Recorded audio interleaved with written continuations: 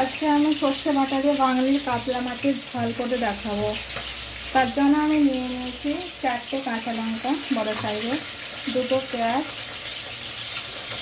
আদা রসুন, একটা বড় টমেটো আর ধনিয়া পাতা।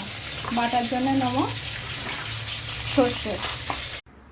এবার আমি মাছের ঝালের জন্য প্রথমে তেলের মধ্যে তেজপাতা, তারপর মিক্সিতে পিষে নিয়েছি পিষা হওয়া মশলা, তাতে আছে আদরক, রসুন, পেঁয়াজ, সর্ষে বাটা, কাঁচা লঙ্কা।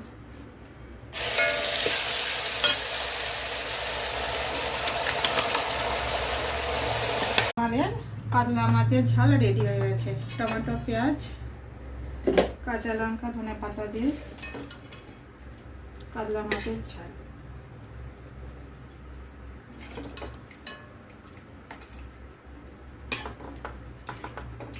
এবার আমি সার্ভ করে দেখাবো আপনাদের সামনে।